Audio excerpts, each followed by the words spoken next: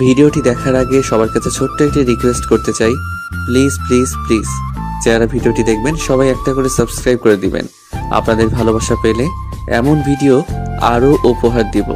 ভিডিওগুলো বানাতে অনেক কষ্ট হয়, আমি জানি। ভিডিওটি অনেক মানুষই দেখবেন, প্লিজ একটা করে সাবস্ক্রাইব করে দিবেন। সবাইকে পুরো গল্পটি দেখার জন্য অনুরোধ রইল। আমাকে বিয়ের আসর থেকে তুলে নিয়ে যাচ্ছেন কেন? আপনি জানেন কি কাজ করেছেন আপনি? জানি, কিন্তু আপনি কি করতে যাচ্ছিলেন? যাকে ভালোবাসেন না তাকে বিয়ে করতে যাচ্ছিলেন। তো কি করব আমি? যাকে ভালোবাসি সে তো আমাকে মানাই করে দিয়েছে, আর কি করা আছে আমার? আমি একটু কনফিউশনে ছিলাম আপনাকে নিয়ে, আপনার প্রতি আমার অনুভূতিটাকে নিয়ে। আদৌ আমি আপনাকে ভালোবাসি কিনা সেটা নিয়ে, তাই মানা করে দিয়েছিলাম। এখন বুঝতে পারছি আমি কত বড় ভুল করেছি। আমি আপনাকে ভুল বলেছি, আমি আপনাকে বন্ধুর মতো কোনোদিনই ট্রিট করিনি। আমি যা করেছি তা শুধু আপনার পাশে থাকার জন্য করেছি, আপনার মুখে হাসি ফুটাবার জন্য করেছি। দেরিতে হলেও আমি এটা বুঝেছি যে আপনাকে ছাড়া আমার জীবন অচল। এই কয়টা দিন আমি একটা ফোঁটাও শান্তি পাইনি জানেন। বারবার চিন্তারা আমাকে কুড়ে কুড়ে খাচ্ছিল। এতদিন ভুল করলেও আজকে আমি কোনো ভুল করিনি। আমি নিজের মনের কথাটাকে শুনেছি। কিন্তু দুঃখিত আমার অনুভূতি বুঝতে দেরি হবার জন্য। ভালোবাসি আপনাকে। গল্পের শহরে আপনাদের স্বাগতম। গল্পটি শেষ পর্যন্ত মন দিয়ে শুনবেন, আশা করি 100% ভালো লাগবে। 20টা বিয়ে ভেঙে যাবার পর 21 নম্বর বিয়েটাও যে ভাঙবে তা নিয়ে নিশ্চিত ছিল চৈতি, আর হলো তাই। পাত্রপক্ষ বাসায় এসে মেয়ে দেখতে চাইলেই চৈতিকে তার কাজিনেরা সাজিয়ে ড্রয়িং রুমে পাত্রপক্ষের সামনে নিয়ে যাওয়া হলো। যথারীতি আগের বারগুলোর মতোই সবাই ওর সৌন্দর্যের প্রশংসা করলো। তারপরেই পাত্রের মা পান চিবোতে চিবোতে বললেন, তা মেয়ে তোমার নাম কি? উত্তর দিতে পারল না চৈতি। চৈতির মা বলল, ওর নাম চৈতি। বাহ, বেশ সুন্দর নাম। শুনলাম সবে কলেজ উঠেছো। এবারও চৈতির মাই উত্তর দিলেন, বয়স তো কম, তার রান্না বান্না জানো তো? হ্যাঁ, ও রান্না অনেক ভালো করেই জানে। তা তো বুঝলাম, কিন্তু সব কথার উত্তর আপনি কেন দিচ্ছেন? আমি চৈতি মাকে জিজ্ঞেস করেছি। আসলে ও একটু লজ্জাপতি তো, অপরিচিত মানুষের সাথে সহজে কথা বলে না। লজ্জা থাকা ভালো। আরও কিছু বলতে যাবার আগেই চৈতি পাশ থেকে খাতা কলম নিয়ে কি যেন লিখে মহিলার হাতে দিলেন। মহিলা ব্রুকুচকে তার ছেলেকে বললেন, কি লিখেছে দেখ তো, আমি আমার চশমাটা আনতে ভুলে গেছি। মার কথা শুনে আশরাফ খাতাটা নিয়ে লেখাটা পড়ে কিছুক্ষণ স্তব্ধ হয়ে বসে রইল। কি হলো, কি লিখেছে? আম্মু, উনি কথা বলতে পারেন না, আর কানেও শুনতে পান না। কি? আপনার এই কথা আগে বলেনি কেন?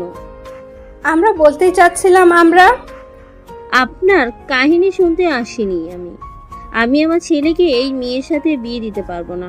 আশরাফ ভাই, আমার কথা তো শুনুন। কিছু না শুনে পাত্রপক্ষরা চলে গেল।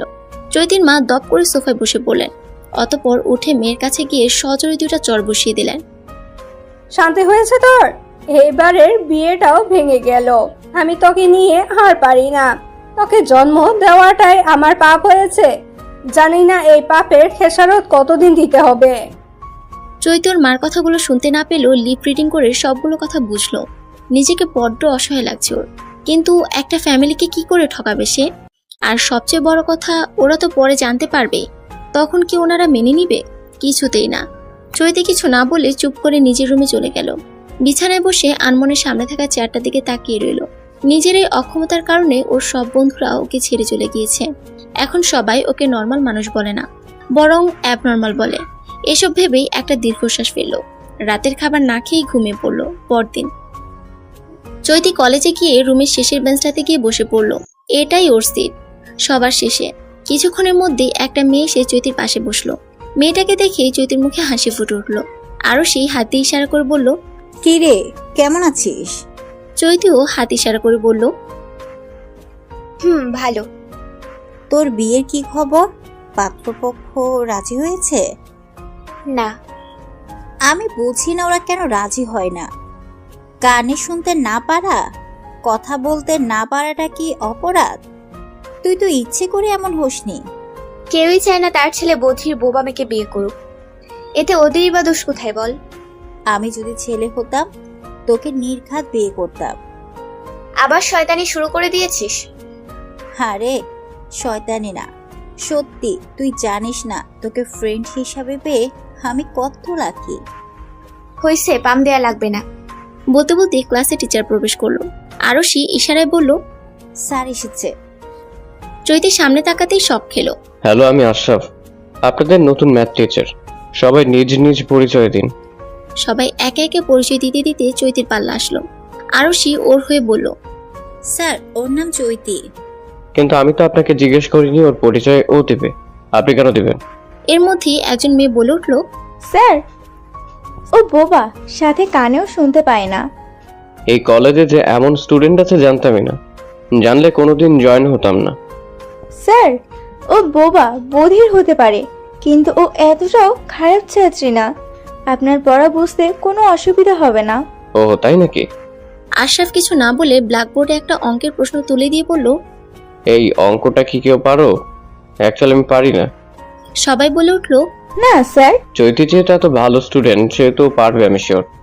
অতঃপর চৈতিকে উদ্দেশ্য করে আশরাফ বলল, মিস চৈতি, প্লিজ এই অঙ্কটা করে আমাদের সবাইকে বুঝিয়ে দিন। আরশি অঙ্ক দেখে বলল, কিন্তু এই চাপটা তো আমাদেরকে এখনো করানো হয়নি। আপনি তো বললেন ও অনেক ভালো স্টুডেন্ট, আমার বিশ্বাস ও এই অঙ্কটা পারবে।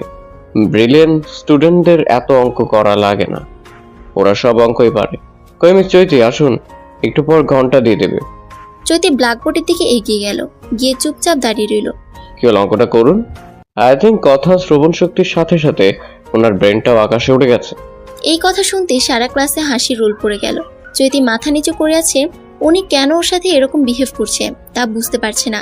এই অপমানগুলো করার মানে কি? চোখ ফেটে কান্না আসছে চৈতি, কিন্তু ওর কান্না কাউকে দেখাতে চায় না। যান, সেটাই কি বসুন। ওহো, আপনি তো আবার কানে শোনেন। মিস আরশি, আপনার বান্ধবীকে সিটে বসতে বলুন। আমি বুঝলাম না উনি তোর সাথে এরকম ব্যবহার করলো কেন। মানুষের অক্ষমতা নিয়ে ঠাট্টা করতে মনে হয় ওনার ভালো লাগে। বাজে লোক কোথাকার। উনি গতকালকে আমাকে দেখতে এসেছিলেন। কি? তার মানে উনি সবটা জেনেই তোকে এতগুলা কথা শোনালো? কি আজব লোক। বাদ দে, আমি কিছু মনে করিনি। এসব শুনতে শুনতে আমার অভ্যাস হয়ে গেছে। ভালোই হয়েছে তোর সাথে ওনার বিয়েটা হয়নি, নয়তো ভবিষ্যতে তোকে উঠতে বসতে অপমান করতো। চৈতি হেসে বলল, অপমান করলেও ভালো হতো, অ্যাটলিস্ট বিয়েটা তো হতো। আম্মু চিন্তিত মুখ দেখতে আমার ভালো লাগে না। দেখিস একদিন এক রাজপুত্র এসে তোর সব কষ্ট দূর করে দিবে। রাজপুত্র? আমাকে রিক্সাওয়ালাও বিয়ে করবে না, রাজপুত্র তো দূরের কথা। দেখ, এবার কিন্তু তুই নিজেকে নিজেই অপমান করছিস। আমার কথা ভবিষ্যতে মিলিয়ে নিস। বলবো কথা ভবিষ্যতে। চৈতি হেসে দিল আরশির কথা শুনে।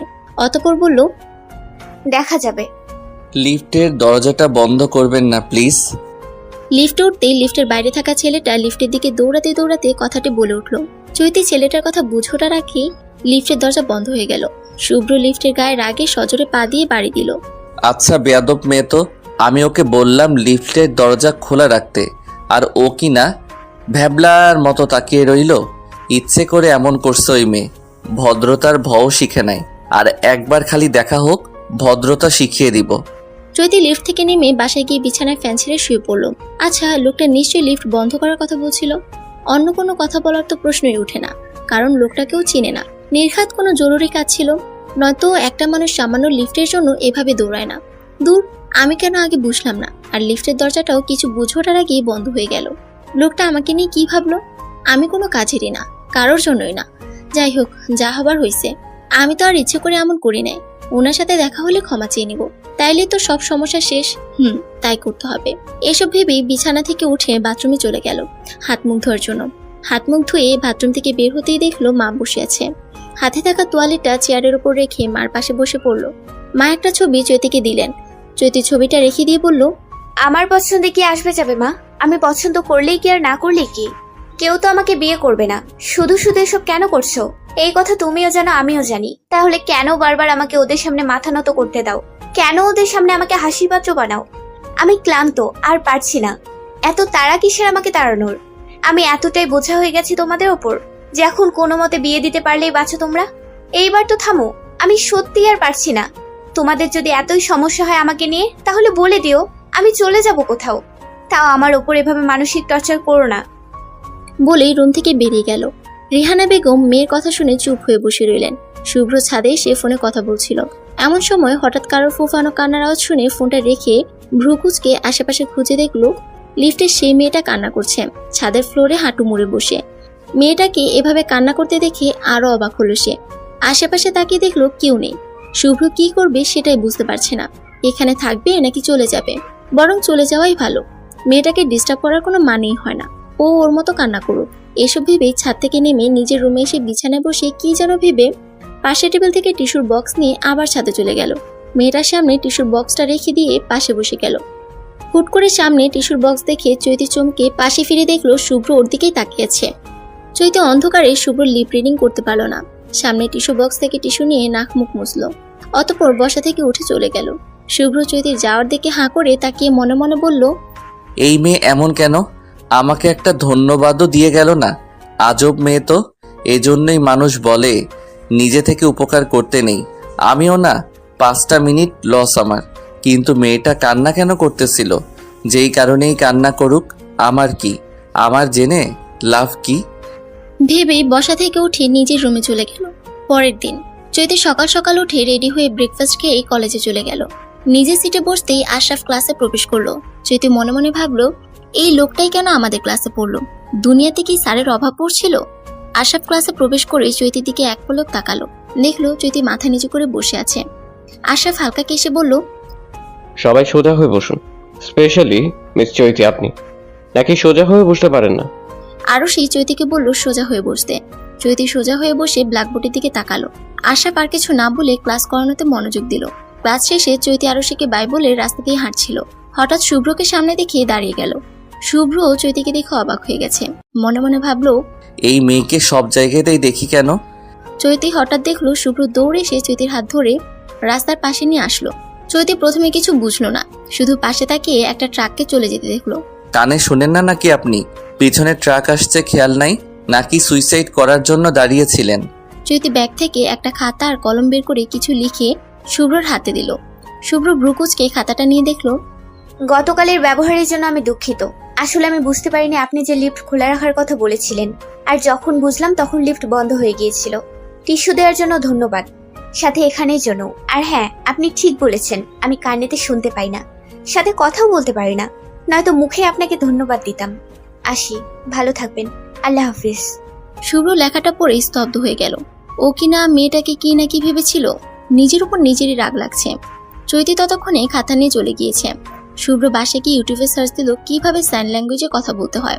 শাওনাকে এসব করতে দেখে বলল, কি রে, তুই হঠাৎ এসব শিখছিস কেন? একজনের সাথে কথা বলবো তাই। ওই একজনটা কে? কোন মেয়ে? তুই বেশি কথা বলিস। তোর কাজ তুই কর, আর আমার কাজ আমি করি। এখন তো এইসবই বলবি? পুরান হয়ে গেছি না, নতুন বন্ধু পাইছো বলে কথা। তুই কি যাবি এখান থেকে নাকি আমি বের করব তোকে? আর একটা কথা, এটাই লাস্ট। বল। দোষ, মেয়েটা কে রে? কেমন দেখতে? কিসে পড়ে? কই থাকে? শুভ্র শাওনের দিকে তাকাতে শাওন দাঁত কেলিয়ে বলল, মজা করছিলাম দোষ, এমন করতেছস কেন? যাইতাছি তো। বলেই রুম থেকে চলে গেল। শুভ্র শাওনের যাওয়ার দিকে তাকিয়ে ল্যাপটপে মনোযোগ দিল। বিকেলবেলা শুভ্র হাঁটতে বেরিয়েছিল। হঠাৎ চৈতিকে দোকানের সামনে দেখে থেমে গেল। অতঃপর কি একটা ভেবে দোকানে গিয়ে বলল, মামা 1 কেজি তেল দেন তো। দোকানদার ব্রুকুচকে বলল, 1 কেজি নাকি 1 লিটার? যেই ছেলে কোনোদিন দোকান থেকে তেল ডাল কিছু কিনেনি, সে কি করে জানবে তেল কেজিতে না বরং লিটারে মাপা হয়? বিড়বিড় করে শুভ্র কোনো মতে হেসে বলল, ওই তো ওই আর কি, 1 লিটার তেল দেন। বলে চৈতির দিকে তাকিয়ে দেখলো চৈতি মোবাইলে নোটে কি যেন টাইপ করছে। শুভ্র উকি দিয়ে লেখাটা পড়ে বলল, আর ভাইয়া ওকে 1 ডজন ডিম দেন। আমার তেল পরে দিলেও চলবে। দোকানদার 1 ডজন ডিম চৈতির দিকে দিতেই চৈতি অবাক হয়ে পাশে তাকিয়ে শুভ্রকে দেখলো। দোকানদারকে টাকা দিয়ে চৈতি দোকান থেকে বের হতেই শুভ্র বের হলো। চৈতি মোবাইলে লিখলো, আপনি কি করে জানলেন যে আমার ডিম লাগবে? শুভ্রকে লেখাটা দেখাতেই শুভ্র পকেট থেকে মোবাইল বের করে লিখলো, আপনার লেখা দেখে। ও আচ্ছা। এইবার শুভ্র চৈতির সামনে দাঁড়িয়ে ইশারায় বলল, আমার নাম শুভ্র, আপনার? শুভ্রকে সাইন ল্যাঙ্গুয়েজে কথা বলতে দেখে চৈতি অবাক হয়ে তাকাতেই শুভ্র মাথা চুলকে বলল, ওই একটু একটু পারি আর কি। আপনার নামটা কিন্তু বললেন না। চৈতি আমার নাম। শুভ্র চৈতির ইশারা না বুঝে বলল, এটার মানে কি আমি বুঝিনি। চৈতি মোবাইলে টাইপ করে শুভ্রকে দেখালো। নাম দেখে শুভ্র বলল। ও আচ্ছা। লিফটে ঢুকে কিছুক্ষণ চুপ থাকার পর শুভ্র বলল, কয়তলা থাকেন আপনি? 4 তলা। আমি 5 তলে থাকি, কোনো দরকার হলে বলিয়েন। চৈতি উপর নিচে মাথা নাড়ল। অতঃপর দুজনের মাঝে আর কোনো কথা হলো না। লিফট 4 তলায় আসতেই শুভ্র বলল, বাই, ভালো থাকবেন। চৈতি মাথা নেড়ে সম্মতি জানিয়ে লিফট থেকে নেমে গেল। শুভ্র নিজের বাসায় চলে গেল।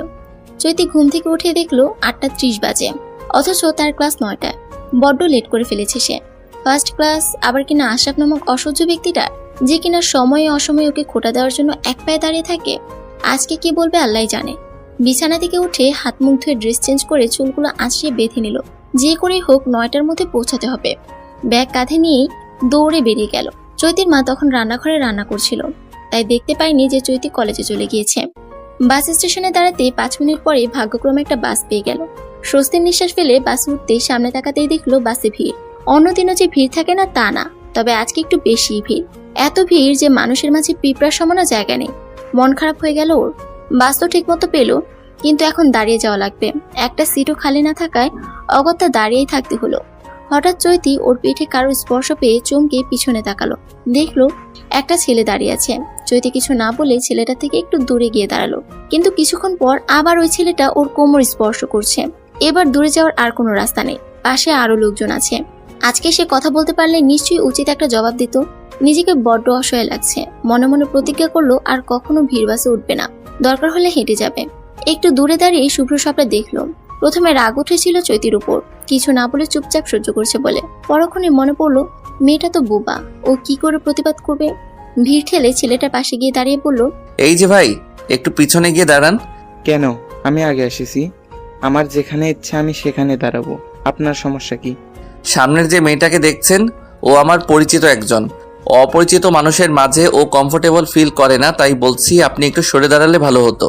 পরিচিত মানুষ হলে কি হয়েছে? আপনি তো আর ওনার জামাই লাগেন না যে আপনার পাশে এসে দাঁড়াবেন। শুভ্রর ইচ্ছা করছে ছেলেটার নাক বরাবর ঘুষি দিতে। একে তো অন্যায় করছে, তার উপর আবার মুখে মুখে তর্ক করছে। নিজের রাগটাকে দমানোর জন্য দাঁতে দাঁত চেপে বলল, ঠিক বলেছেন, আমি ওনার জামাই লাগি, তাই বলছি সরে দাঁড়ান, নইলে ভালো হবে না। শুভ্রর কড়া চাহনি দেখে ছেলেটা ভয় পেয়ে অন্য জায়গায় গিয়ে দাঁড়ালো। যদি অনেকক্ষণ ধরে কোনো বাজে স্পর্শ পাচ্ছে না দেখে পিছনে ফিরে তাকাতেই শুভ্রর মুখটা দেখলো। অবাক হয়ে ইশারায় বলল, আপনি? শুভ্র পকেট থেকে মোবাইল বের করে লিখলো। হ্যাঁ, একটা কাজে যাচ্ছিলাম। আপনি কোথায় যাচ্ছেন? চৈতিও নিজের মোবাইলে লিখে শুভ্রকে দেখালো। কলেজে। ও আচ্ছা, এখন থেকে আর বাসে উঠবেন না? চৈতি অবাক হয়ে বলল, বাসে না আসলে কিভাবে আসবো? আমার কলেজ তো অনেক দূরে, রিক্সা ভাড়া 100 টাকা চাই। শুভ্র কিছুক্ষণ ভেবে বলল, আচ্ছা, পরে এ ব্যাপারে পরে দেখা যাবে। কলেজের কাছে আসতে চৈতি শুভ্রকে বিদায় দিয়ে দৌড়ে কলেজের ভিতর ঢুকলো। ওর ক্লাস 5 তলায়। সিঁড়ি দিয়ে তাড়াতাড়ি করে উঠতে যেতেই একজনের সাথে ধাক্কা খেয়ে পড়ে গেল। আশরাফ ক্লাসে ঢুকে সারা ক্লাসে চোখ বুলালো। পরিচিত মুখ না দেখতে পেয়ে ভ্রুজোড়া কুঁচকে এলো। কই, এতদিন ক্লাস নিচ্ছে, একদিনে তো সে চৈতিকে লেট করে আসতে দেখে নাই। সবসময় ক্লাসে সেই চৈতির মুখটা দেখেছে, তবে আজকে কেন চৈতি আসেনি? ও কি অসুস্থ নাকি আসবে না? এত চিন্তা করছে কেন সে ওই মেয়েটাকে নিয়ে? কই, অন্য স্টুডেন্ট না এলে তো এত চিন্তা করে না, তবে চৈতিকে নিয়েই কেন? তবে কি ও চৈতির প্রেমে পড়ে গিয়েছে? না, এ অসম্ভব। ওই বোবা বধির মেয়ের প্রেমে পড়তেই পারে না। কি আছে ওর মধ্যে? কাঠের মতো শুকনা এক শরীর, লম্বাও তো না, এত ফর্সাও না, শ্যামলা গায়ের রং, আর একটুর জন্য কালো হয় নাই। আর একটু চাপা হলেই কালো বলা যেত। কি আছে ওর মধ্যে? কিছুই নেই। তবে কি দেখো প্রেমে পড়লো ওর? মা তো কিছুতেই মেনে নিবে না। না, নিজেকে আটকাতে হবে, নইলে বড়সড় একটা ঝামেলা হয়ে যাবে।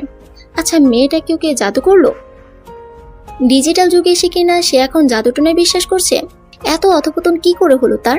সামনে তাকাতেই মেয়েটা সরি বলে চলে গেল। চৈতি ফ্লোর ধরে বসা থেকে কোনো মতে উঠে দাঁড়ালো। অনেক জ্বলছে পাটা। দাঁতে দাঁত চেপে সহ্য করে 5 তলা পেয়ে উঠে ক্লাসের সামনে আসতে দেখলো আশরাফ অলরেডি ক্লাসে ঢুকে গিয়েছে। চৈতি কিছু না বলে দরজা হাত দিয়ে নক করলো। আশরাফ মনে মনে ভাবছিল। হঠাৎ নকের শব্দ শুনে তাকাতেই চৈতিকে দেখলো। এত দেরি হলো কেন? চৈতি লিপ রিডিং করে পরে খাতায় লিখে আশরাফকে দেখালো। সরি স্যার, ঘুম থেকে উঠতে লেট হয়ে গেছিল। তাহলে ক্লাসে আসার দরকার কি ছিল? বাসায় বসে ঘুমাতেন। সরি স্যার, আর এরকম হবে না। আপনাকে এখন যদি আমি কোনো পানিশমেন্ট না দেই, তাহলে আপনি মাথায় উঠে বসবেন। আজকে লেট করেছেন, কালকেও লেট করবেন, পরশু দিনও লেট করবেন। বাইরে গিয়ে দাঁড়িয়ে থাকুন। আমার ক্লাস শেষ না হওয়া অবধি ক্লাসের ভিতর ঢুকবেন না। চৈতি মাথা নাড়িয়ে ক্লাসরুম থেকে বাইরে গিয়ে দাঁড়ালো। চোখ থেকে পানি পড়ছে ওর। আজ পর্যন্ত কোনোদিনও এভাবে ক্লাসের রুমের বাইরে দাঁড়িয়ে থাকেনি। আজকেই প্রথম। পাটাও বড্ড জ্বালা করছে, মনে হয় চামড়া ছিলে গিয়েছে। দাঁড়িয়ে থাকতে কষ্ট হচ্ছে খুব, খিদেও পেয়েছে। ব্যাগ থেকে পানির বোতল নিয়ে পানি খেতে নিতেই পাশে আরুষিকে দেখলো। অবাক হয়ে ইশারায় বলল, কিরে তুই এখানে? আরুষি হেসে বলল, তোর জন্য এলাম। তোকে দাঁড়িয়ে থাকতে দেখে কষ্ট হচ্ছিল, তাই ইচ্ছে করে পেছনের মেয়েটাকে ডিস্টার্ব করাতে ও স্যারকে বিচার দিয়েছে, আর স্যারও আমাকে বের করে দিল। কত চালাক না আমি। আমার জন্য তুই ক্লাসরুম থেকে চলে আসবি? হুম হুম তো তোকে একা একা দাঁড় করিয়ে রাখতাম, তুই বোরিং হতি না? চৈতি নিজেকে আর আটকে রাখতে পারলো না। নিজের বাবা মা ওকে এত বুঝে না যতটা আরুষি নামক মেয়েটা বুঝে। তোকে এত ভালো হতে কে বলেছে? আমার কথা চিন্তা করতে কে বলেছে? অন্য সবার মতো কেন হলি না তুই? আরে আরে কান্না করছিস কেন? আমি তোর বেস্ট ফ্রেন্ড, তোর কথা আমি চিন্তা করব না তো কে করবে? আমার বিশ্বাস আমার জায়গায় তুই হলে আমাকেও তুই এইভাবে সাহায্য করতি। এবার চোখের পানি মোছ। তোকে কান্না করলে অনেক বিশ্রী লাগে। হায় আমার ভবিষ্যতে দুলা ভাই, ঝগড়ার পরে তোর কান্নারও তো মুখটা দেখে না জানি কবে হার্ট অ্যাটাক করে। চৈতি কান্না মুছে চোখ বড় বড় করে ইশারায় বলল, হইছে, তোর আর আমাকে পচাতে হবে না। চল ক্যান্টিনে যাই। কেন? মুখ দেখে তো মনে হচ্ছে কিছু খাসনি। কিন্তু স্যার। আরে কিছু হবে না, চল তো। চল। ক্যান্টিনে খাবার অর্ডার দিয়ে টেবিলে বসতেই আরুষি বলল, কালকে আমার জন্মদিন, একটা পার্টি রেখেছি, তুই আসবি। আমি এসে কি করব? প্লিজ আমি যাব না। তুই আমার জন্মদিনে আসবি না? কিন্তু আমি কিছু শুনতে চাই না, তুই আসবি মানে আসবি। আচ্ছা দেখি। দেখি না, আসতেই হবে। আচ্ছা আসবো, খুশি? অবশ্যই। হঠাৎ আরুষির মোবাইলে কল আসাতে আরুষি ইশারায় বলে, চৈতি ক্লাসে যা, আমি একটু পর আসছি। নিশ্চয়ই। আপনার পায়ে কি হয়েছে? এভাবে খুঁড়িয়ে হাঁটছেন কেন? চৈতি খুঁড়িয়ে খুঁড়িয়ে হাঁটছিল। হঠাৎ সামনে আশরাফকে দেখে থেমে গেল। আশরাফের কথা চৈতি বুঝেনি, তাই হাঁ করে তাকিয়েছিল। আশরাফ বিরক্ত হয়ে বলল, আমিও না। আপনি তো শুনতেই পান না কাকে কি বলছি। মোবাইল বের করে লিখে চৈতিকে দেখালো। তেমন কিছু না, জাস্ট আসার সময় একজনের সাথে ধাক্কা খেয়ে পড়ে গিয়েছিলাম। আমার কেবিনে আসুন। বলেই আশরাফ চলে গেল। চৈতি আশরাফের যাওয়া দিকে কিছুক্ষণ তাকিয়ে থেকে মনে মনে ভাবলো, তাকে ডাকছি কেন? ও কি কিছু অন্যায় করেছে নাকি? ওর যতদূর মনে পড়ে ও তো আজকে আশরাফের ক্লাসই করেনি। তবে কি আরুষির সাথে ক্যান্টিনে গিয়েছে বলে কিছু বলবে? ভয়ে ভয়ে আশরাফের রুমে যেতেই আশরাফ চেয়ারে বসতে বলল। চৈতি চেয়ারে বসতেই আশরাফ বলল, পাটা দিন। চৈতি আশরাফের কথা বুঝে আশরাফের দিকে তাকাতেই আশরাফ বুঝলো কি বলে ফেলেছে সে। টেবিলে থাকা ফার্স্ট এড বক্সটা চৈতির দিকে বাড়ি দিয়ে বলল, এই নিন, আমি বাইরে যাচ্ছি, আপনি মেডিসিন লাগিয়ে নিন, নয়তো ইনফেকশন হবে। বলে কেবিন থেকে বেরিয়ে গেল। আশরাফের যাওয়ার দিকে কিছুক্ষণ ভ্রুকুচকে রইল চৈতি। লোকটার আজ কি হলো? সকালে দেরি করে গেলাম বলে ধমক দিয়ে বাইরে দাঁড় করিয়ে রাখলো, আর এখন ফার্স্ট এইড বক্স দিয়ে সাহায্য করছে। ভাবতে ভাবতেই পায়ে ব্যান্ডেজ করে বাইরে বের হতেই দেখলো আশরাফ দাঁড়িয়ে আছে। চৈতিকে বের হতে দেখে আশরাফ বলল, মেডিসিন লাগিয়েছেন? চৈতি উপর নিচে মাথা নাড়ালো। দেখুন, একজন শিক্ষক হিসেবে আমি আমার কর্তব্য পালন করেছি, আপনি আবার অন্য কিছু ভেবে নিয়েন না। এখন বাসায় যান। বলেই কেবিনের ভিতরে চলে গেল। আশরাফের যাওয়ার দিকে চৈতি ভ্রুকুচকে তাকিয়ে থাকলো, কারণ আশরাফের বলা কথা ও বুঝতে পারে নাই। লোকটা এত তাড়াতাড়ি বলল যে চৈতি লিপ রিডিং করতে পারে নাই। ও কি কেবিনে গিয়ে জিজ্ঞেস করবে যে আশরাফ কি বলেছিল তখন? না থাক, পরেই না হয় জিজ্ঞেস করবে ভেবেই কলেজ থেকে বেরিয়ে গেল। কেবিনের জানলা দিয়ে আশরাফ বাইরে তাকিয়েছিল। চৈতিকে ঘুরে যেতে দেখে আশরাফ মনে মনে ভাবলো, মেয়েটা এই পা নিয়ে যেতে পারবে তো? আমার তো উচিত ছিল ওকে বাসায় পৌঁছে দেয়া। কেন যে তখন কিছু না শুনেই মেয়েটাকে বাইরে দাঁড় করিয়ে রাখলাম। এতক্ষণ বাইরে দাঁড়ানোর কারণে মনে হয় পায়ের ব্যথাটা বেড়েছে। পরক্ষণই নিজের ভাবনাকে দূরে ছুঁড়ে ফেলে দিল। চৈতিকে নিয়ে এত ভাবনা কবে থেকে ভাবছো? ওদের মধ্যে সম্পর্ক জাস্ট টিচার স্টুডেন্টের। একজন টিচার নিশ্চয়ই তার স্টুডেন্টকে নিয়ে এত ভাবে না। না, বড্ড বেশি হয়ে যাচ্ছে ব্যাপারটা। এই ব্যাপারটাকে আর এগোতে দেওয়া যাবে না। মেয়েটার কাছ থেকে নিজেকে দূরে রাখতে হবে ভেবেই বাড়িতে যাওয়ার উদ্দেশ্যে রওনা হলো। চৈতি কলেজ থেকে বেরিয়ে বাস স্টেশনে এসে দাঁড়ালো বাসের অপেক্ষায়। কম ভিড় থাকলে তবেই ও বাসে উঠবে, নয়তো না। প্রায় অনেকক্ষণ ধরে দাঁড়িয়ে থাকার পরেও কম ভিড় বাস পেল না। এর মধ্যে হঠাৎ বৃষ্টি নামা শুরু হয়ে গিয়েছে। চৈতি দৌড়ে গিয়ে একটা ছাউনির নিচে গিয়ে দাঁড়ালো। বৃষ্টি পড়ার আর টাইম পেল না, এখনই বৃষ্টি পড়া লাগলো। এখন নিজের উপরে রাগ লাগছে, কেন সে বাস উঠলো না? উঠলে তো আর এভাবে বৃষ্টির মধ্যে দাঁড়িয়ে থাকা লাগতো না। বাস কখন আসবে কে জানে। ভাবতে ভাবতে ব্যাগ থেকে রুমাল বের করে হাত মুছতে লাগলো। হাতে খানিকটা বৃষ্টির ফোঁটা পড়েছে। বৃষ্টির ফোঁটা পড়লেই ওর আবার জ্বর ওঠে। সেই জ্বর 4-5 দিনের আগে ছাড়ে না। এসব ভাবতে ভাবতে হঠাৎ হাত থেকে রুমালটা নিচে পড়ে গেল। এখন রুমালটা তুলতে নিলেই সে বৃষ্টিতে ভিজে যাবে, কিন্তু রুমালটা তো ওকে তুলতেই হবে। আরশি দিয়েছে ওকে রুমালটা, তাই বাধ্য হয়ে নিচু হয়ে রুমালটা তুলতেই যাবে এমন সময় হঠাৎ ও খেয়াল করলো ওর মাথায় আর বৃষ্টি পড়ছে না। অবাক হয়ে উপরে তাকাতেই আশরাফকে দেখতে পেল। ওর মাথার উপর ছাতা ধরে আছে, মুখে কিছুটা গম্ভীর ভাব। এভাবে তাকিয়ে আছেন কেন? উঠুন, সবাই দেখছে। আশরাফের কথা বুঝে তাড়াতাড়ি বসা থেকে উঠে দাঁড়ালো। ব্যাগ থেকে মোবাইল বের করে টাইপ করে বলল, আপনি? আশরাফ আমতামতা করতে করতে বলল, মানে সামনে দিয়ে যাচ্ছিলাম, হঠাৎ আপনাকে দেখলাম। কিছুক্ষণ থেমে আবার বলল, বাসের জন্য দাঁড়িয়ে আছেন? চৈতি উপনিস মাথা নাড়ালো। আশরাফ কিছু বলতে যাবে হঠাৎ শুভ্র এসে চৈতির মুখের সামনে হাত নাড়িয়ে বলল, চৈতি, আপনি? আপনার দেখা পাবো আশা করিনি। আশরাফ ভ্রুকুচকে তাকিয়ে আছে শুভ্রর উপর। এই ছেলে আবার কই থেকে আসলো? চৈতির নাম জানে কিভাবে? কে এই ছেলে? কি সম্পর্ক চৈতির সাথে? বয়ফ্রেন্ড নাকি ওর? এরকম হাজারটা প্রশ্ন মাথায় ঘুরছে আশরাফে। শুভ্র আশরাফকে দেখিয়ে ইশারায় বলল, উনি? চৈতিও ইশারায় বলল, আমার কলেজের স্যার। আশরাফের দিকে তাকিয়ে মোবাইলে টাইপ করে লিখলো। উনি আমাদের বাসার উপরে থাকেন। আশরাফ হাত বাড়িয়ে দিয়ে বলল, হাই, আমি আশরাফ। আপনি কি মিস চৈতির মতো কথা বলতে পারেন না? না মানে দেখছি ওনার সাথে সাইন ল্যাঙ্গুয়েজে কথা বলছেন, তো তাই কিছু মনে করবেন না প্লিজ। আশরাফের কথা শুনে শুভ্রর মনে হলো চৈতিকে উনি ইচ্ছা করে খোঁচা মেরে কথা বলেছেন। পরক্ষণেই নিজের ভাবনাকে ভুল ভাবলো, কারণ একজন টিচার নিশ্চয়ই তার স্টুডেন্টকে খোঁচা মেরে কথা বলবেন না। তাই হাসি মুখে বলল, আমি শুভ্র, আপনার সাথে পরিচিত হয়ে ভালো লাগলো। চৈতিকে উদ্দেশ্য করে ইশারায় বলল, চৈতি, চলুন আমরা বাসায় যাই, বৃষ্টি কমে এসেছে। চৈতিও উপনিস মাথা নেড়ে সম্মতি জানালো।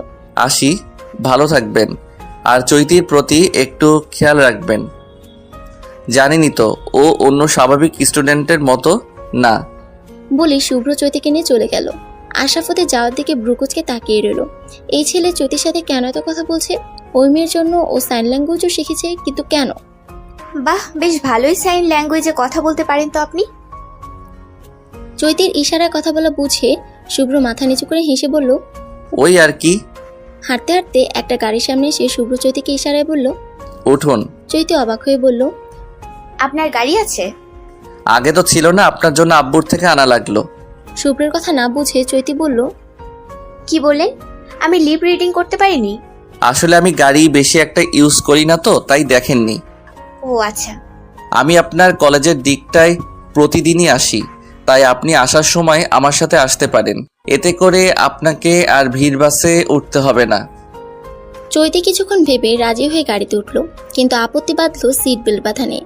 ও তো কোনোদিন গাড়িতে উঠেনি, মধ্যবিত্ত ফ্যামিলির মেয়ে সে। গাড়ি না থাকাটাই স্বাভাবিক। শুভ্রকে কিছু বলতেও পারছে না, কি না কি ভাববে। হঠাৎ শুভ্র এগিয়ে এসে সিট বেল্ট বাঁধতে বাঁধতে চৈতির মুখের দিকে তাকালো। মেয়েটার চোখ দুটো বিস্ময়ে বড় বড় হয়ে আছে, মনে হচ্ছে এখনই চক্ষু কোটর থেকে বেরিয়ে আসবে। কিছুক্ষণ তাকে নিজের সিটে এসে বসলো। এতক্ষণ জমে থাকা শ্বাস বের করে দিল। একটুর জন্য হৃৎপিণ্ডটা বেরিয়ে আসেনি। নিজেকে সামনে ধন্যবাদ দিল শুভ্রকে। শুভ্র কিছু না বলে হেসে গাড়ি চালানোতে মন দিল। কিছুক্ষণ পর চৈতি গাড়ির জানলা দিয়ে বাইরে তাকালো। তখনও হালকা ঝিরিঝিরি বৃষ্টি পড়ছে, দেখতে ভালোই লাগছে। হঠাৎ চোখের সামনে আশরাফকে দেখলো, সেও তার গাড়ি নিয়ে ওদের পাশে আসছে। চৈতি ভ্রু কুঁচকে ফেললো, উনি আবার কখন ওদের সাথে আসছে সেটাও এতক্ষণ দেখতেই পায়নি। আশরাফকে মনোযোগ দিয়ে সামনের দিকে তাকিয়ে গাড়ি চালাতে দেখে চৈতি ভাবলো হয়তোবা উনি ওনার গন্তব্যেই যাচ্ছে। কাকতালীয় ভাবে মনে হয় দেখা হয়ে গেছে। চৈতি জানলা থেকে মুখ সরিয়ে সামনে তাকাতেই আশরাফ আর চোখে চৈতির দিকে তাকালো। গাড়ির জানলা খোলা রাখায় স্পষ্ট চৈতিকে দেখা যাচ্ছে। সামনের দিকে তাকিয়ে আছে ও। আশরাফের মাথায় একটা কথা কিছুতেই আসছে না, চৈতির সাথে ছেলেটা যদি ওর বাসার প্রতিবেশী হয় তাহলে চৈতিকে গাড়িতে করে নিয়ে যাচ্ছে কেন? কই, ওর বাসার প্রতিবেশী তো ওরে গাড়ি করে কোনো জায়গায় ড্রপ করে দেয় না, বা হঠাৎ করে দেখা হয়ে গেল গাড়ি করে তো বাসায় নামিয়ে দেয় না। তাহলে চৈতির বেলাতেই ওই ছেলে ওকে গাড়ি করে বাসায় নিয়ে যাচ্ছে কেন? এই সম্পর্কও কোনো পাড়া প্রতিবেশীর সম্পর্ক হতে পারে না। নিশ্চয়ই কিছু না কিছু তো আছে ওদের মাঝে, কিন্তু কি সম্পর্ক আছে ওদের মাঝে? প্রেমের সম্পর্ক কি? এটা ভেবেই আশরাফের রাগ হলো চৈতির উপর। চৈতি মেয়েটাই বা কেমন, একটা ছেলের সাথে গাড়িতে উঠে গেল। পাড়া প্রতিবেশী হোক তাই বলে গাড়িতে উঠে যাবে? যা ইচ্ছা তাই করুক, তাতে ওর কি? ওর এত হিংসে হচ্ছে কেন? চৈতি যার তার সাথে প্রেম করুক, ওর কোনো আসে যায় না ভেবেই গাড়ির স্পিড বাড়িয়ে দিয়ে সামনে চলে গেল। কিছুক্ষণ পর চৈতি ওর বাসার সামনে এসে পড়লো। গাড়ি থেকে নেমেই চৈতি ধন্যবাদ জানালো শুভ্রকে। ছেলেটা কে রে, আগে তো কোনোদিনও দেখিনি। হাত পা ধুয়ে ঘরে ফ্যান চালিয়ে বিছানায় বসেছে কেবল। সারাদিন অনেক ধকল গিয়েছে তার উপর। পায়ের ব্যথাটা এতক্ষণ কমে থাকলেও হুট করে যেন এখন বেড়ে উঠেছে। বিছানায় পাটা তুলে দেখছিল, এমন সময় মা এক গ্লাস পানি নিয়ে এসে উপরোক্ত কথাটা বলল। চৈতি বুঝতে না পেরে ভ্রু কুঁচকে খাতায় লিখে বলল, কোন ছেলের কথা বলছো? আরে যার সাথে গাড়ি করে তুই আসলি, নিশ্চয় ছেলেটা অনেক বড় লোক। দেখতেও তো মাশাআল্লাহ রাজপুত্র থেকে কম না। কে এই ছেলে? চৈতি বিরক্ত হয়ে একটা নিঃশ্বাস ছেড়ে খাতায় লিখে দেখালো। এই ছেলেটা তেমন কেউ না আম্মু, আমাদের বাসার ওপরে থাকেন। একদিন হঠাৎ ওনার সাথে আমার পরিচয়। আজকে আসার সময় বাইরে বৃষ্টি পড়ছিল, আমি দাঁড়িয়েছিলাম, তাই জাস্ট ভদ্রতার খাতিরে উনি আমাকে গাড়িতে করে ড্রপ করে দিয়েছেন। যেহেতু উনিও এখানে থাকেন, এর বেশি কিচ্ছু না। প্লিজ মাথা ঘামিও না ওনাকে নিয়ে। তোমার তো আবার যে কোনো ছেলে দেখলে বিয়ের জন্য তোলপাড় শুরু করা লাগে। আল্লাহর রহমতে এমন কিচ্ছু করো না, উনি খারাপ ভাববেন। বললে হলো নাকি? এত সুন্দর বড় লোক ভালো ছেলে পেয়ে নাকি আমি হাতছাড়া করব? চৈতি বিরক্ত হয়ে বলল, উনি যে ভালো তুমি বুঝলে কি করে? আমার চোখ যে কাউকে দেখলে বুঝতে ফেলে সে কেমন। তাছাড়া ও ভালো না হলে কি তোকে ড্রপ করে দিত নাকি? নিশ্চয় ওই ছেলে তোকে ভালোবাসে।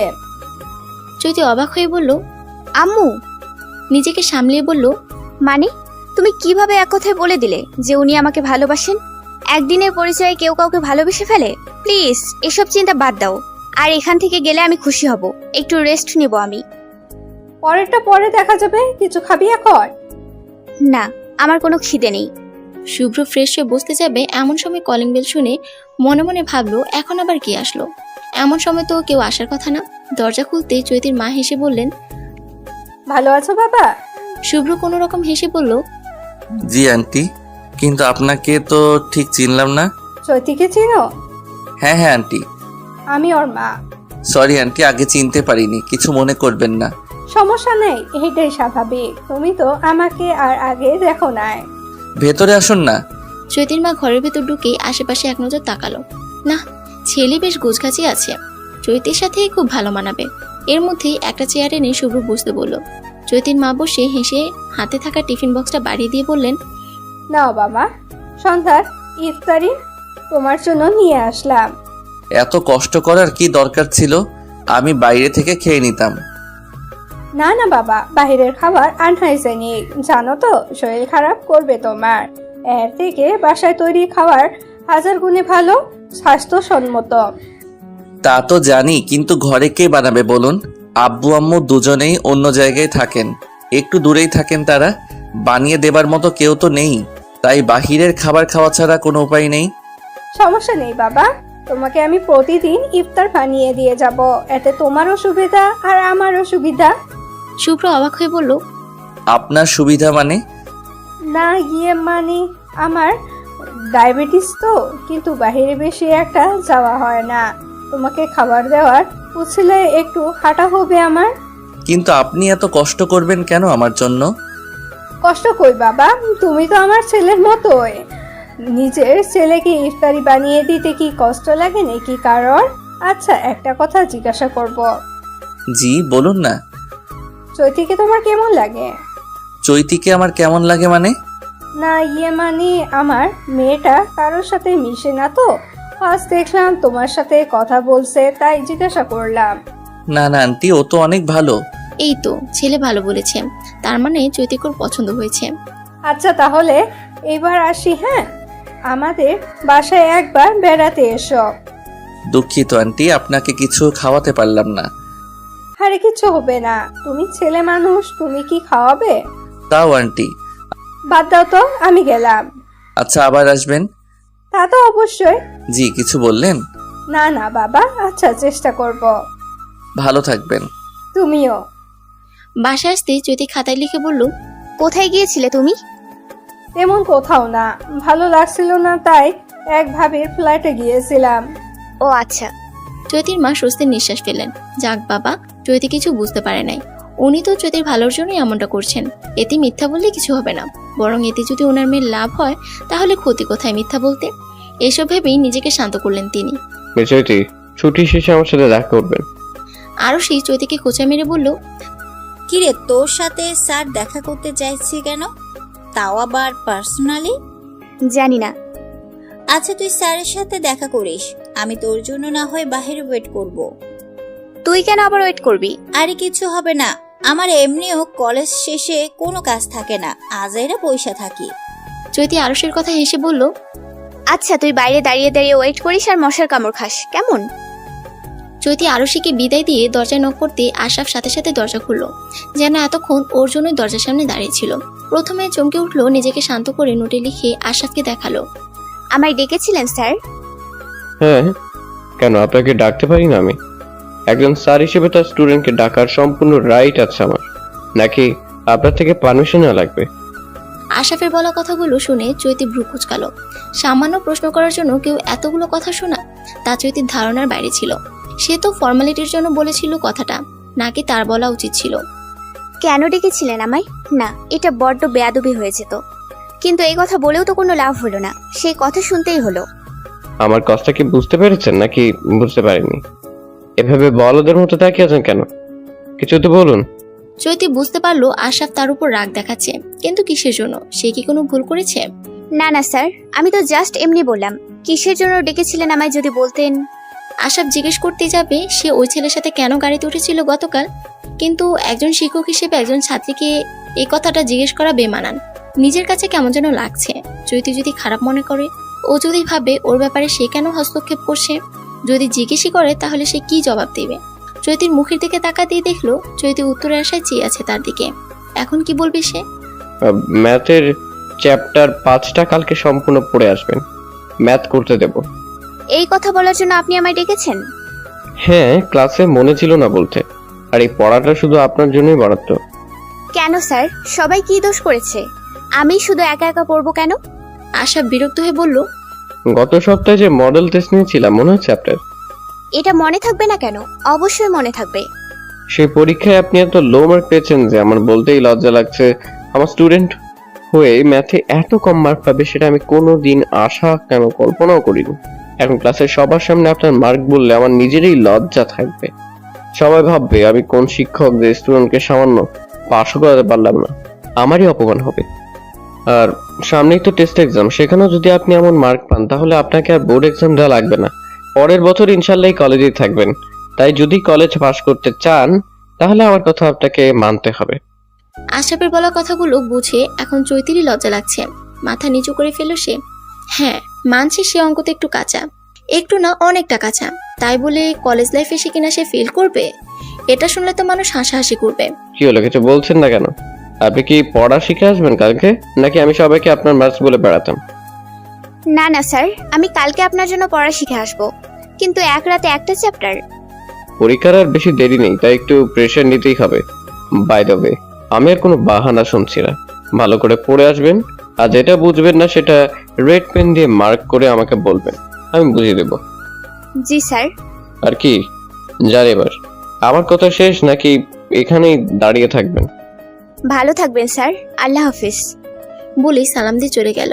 চৈতির যাওয়ার দিকে কিছুক্ষণ তাকিয়ে জোরে একটা শ্বাস ফেললো। আজকে আসতে এত দেরি হলো যে? শুভ্রের কথা শুনে চৈতি ভ্রুকুচকে বলল, আপনি কি আমার জন্য ওয়েট করছিলেন? বেশিক্ষণ ওয়েট করিয়ে ফেললাম আমি? চৈতির কথা শুনে ঘাবড়ে আমতামতা করতে করতে শুভ্র বলল, না না, আমি তো এইমাত্র আসলাম। সবাইকে বেরিয়ে যেতে দেখলাম, কিন্তু আপনি বের হচ্ছেন না দেখে বললাম। আর তাছাড়া গতকাল তো আগেই বেরিয়েছিলেন। আশরাফ স্যারের সাথে কিছু কথা ছিল, তাই দেরি হয়ে গেল। আশরাফ স্যারকে? গতকাল যার সাথে কথা হলো উনি? চৈতির উত্তর শুনে শুভ্রের মন খারাপ হয়ে গেল। কেন মন খারাপ হলো তা সে জানে না, তাই চুপচাপ গাড়ি চালাতে লাগলো। বাকিটা সময় দুজনের মধ্যে কোনো কথা হলো না। বাসার সামনে আসতেই শুভ্র ইশারায় বলল, তাহলে যান, আমার একটু কাজ আছে, একটা জায়গায় যাওয়া লাগবে। কালকে দেখা হচ্ছে। চৈতি মাথা নাড়িয়ে গেটের ভিতর ঢুকতে শুভ্র ফুস করে একটা নিঃশ্বাস ছাড়লো। আচ্ছা, ওরা তো মন খারাপ কেন হচ্ছে? আশরাফ যদি টিচার হয়, আর ধরুন ওদের মধ্যে কথা হতেই পারে, ও কেন নেগেটিভ ভাবছে বিষয়টা? বি পজিটিভ শুভ্র, ওদের মধ্যে জাস্ট টিচার অ্যান্ড স্টুডেন্টের সম্পর্ক, এর বেশি কিছু না। তুই কেন ওভার থিঙ্কিং করছিস? নিজেকে সামলিয়ে গাড়ি ঘুরিয়ে গাড়ি চালানোতে মন দিল। বাসায় ফিরতেই শুভ্রের সাথে আসছিস? মার কথা শুনে ভ্রুকুচকে চৈতি জিজ্ঞেস করলো, তুমি ওনার নাম জানলে কি করে? না মানে গতকাল বললাম না এক ভাবির ফ্ল্যাটে গিয়েছিলাম, হুম। তো উনি বললেন নতুন এক ভাড়াটিয়া উঠেছে, তার নাম নাকি শুভ্র। তো আমি বুঝলাম তোর সাথে যে ছেলেটা দেখছিলাম ওর কথাই বলছে। উনি ভাড়াটিয়া না আম্মু, এটা ওনার নিজস্ব ফ্ল্যাট। বলো নতুন ফ্ল্যাটে যে উঠেছে। ওই একটাই হইল। তুই কি প্রতিদিন ওর সাথে আসবি? হ্যাঁ, কেন? কেন আসবি? চৈতি বিরক্ত হয়ে বলল, এটা আবার কেমন প্রশ্ন মা? উনি কাজে আমার কলেজের সামনে দিয়ে যান, যেহেতু আসার সময় আমার কলেজ সামনে পড়ে, আবার ছুটিও হয় ওই সময়, তাই উনি আমাকে ড্রপ করে দেন। কতটুকুই জানা ছিল। আচ্ছা তুই রেস্ট নে। মার কথা চৈতি কিছুই বুঝলো না। অবুজের মতো মাথা নেড়ে সম্মতি জানালো মায়ের কথায়। একটু রেস্ট নিয়ে ইফতার শেষ করে পড়তে বসলো। ফুল চ্যাপ্টার আজকে রাতের মধ্যে শেষ করতে হবে। যেখানে সে একটা চ্যাপ্টার 2 সপ্তাহ লাগায় পড়তে, তাও ভালো করে পড়া হয় না। এইসব চিন্তা মাথা থেকে ঝেড়ে ফেলে অঙ্ক করাতে মন দিল। কিছুক্ষণ পড়ার পর ঘড়ির দিকে তাকিয়ে দেখলো 12টা ছুঁই ছুঁই, তার মানে 4 ঘন্টা হয়ে গিয়েছে। অথচ সে এক পেজও শেষ করে নাই। মোট কথা তার মাথায় অঙ্কের অটাও ঢুকতেছে না। সারাদিনের ক্লান্তিতে মাথা ঘুম এসে ভর করেছে। এই পর্যন্ত 5 কাপ চা খেয়ে ফেলেছে সে, তাও ঘুম যেন যাচ্ছেই না। চেয়ার থেকে উঠে কিছুক্ষণ হাঁটাহাঁটি করলো। না, এবার মনে হয় একটু ঘুমটা কমেছে। আবার চেয়ারে বসে অঙ্ক করতে মনোযোগ দিল। চোখে মুখে আলোর ছোঁয়া পেতেই আড়মোড়া ভেঙে নিজের দিকে তাকাতে দেখলো সে চেয়ারে বসে আছে। তার মানে সে কি ঘুমিয়ে পড়েছিল? মোটামুটি অর্ধেক শেষ করতে পেরেছে, বাকিগুলো বুঝে নেয় বলে চালিয়ে দেওয়া যাবে। পেন্সিল ব্যাগ থেকে লাল কলম বের করে বাকি অঙ্কগুলো দাগিয়ে ব্যাগ গুছিয়ে ফ্রেশ হতে চলে গেল। লিপস্টিক লাগিয়ে যা। মার কথা শুনে ভ্রুকুচকে বলল, লিপস্টিক কেন লাগাবো আম্মু? তুমি তো জানো আমি লিপস্টিক পরি না। চোখ মুখ ফ্যাকাশে লাগছে তোর। বলে লাল লিপস্টিক ঠোঁটে লাগিয়ে দিল। চৈতে মুছতে গেলেই ওর মা হাত ধরে বাধা দিয়ে বলল, খবরদার মুছবি না, এটা না মুছলে অনেকক্ষণ থাকবে। কলেজ থেকে আসলে যেন আমি তোর ঠোঁটে লিপস্টিক দেখতে পাই। আচ্ছা আচ্ছা, মুছবো না, লেট হয়ে যাচ্ছে, আমি যাই। যা। মাঠ থেকে বিদায় নিয়ে বাসা থেকে বের হয়ে লিফট থেকে নেমে দৌড়াতে লাগলো। আজকেও লেট হয়ে গেছে। সামনেই গাড়ির সামনে শুভ্রকে দাঁড়িয়ে থাকতে দেখে পায়ের স্পিড আরো বাড়িয়ে দিল। আর মাঠ দেওয়া হিল জুতা পরার ফলে একটা অঘটন ঘটে গেল। তাড়াতাড়ি করে হাঁটতে গিয়ে চৈতি জুতার সাথে পা লেগে গিয়ে একদম শুভ্রের উপর পড়লো। এই ঘটনায় চৈতি যেমন অবাক হয়েছে, তেমন শুভ্র অবাক হয়েছে।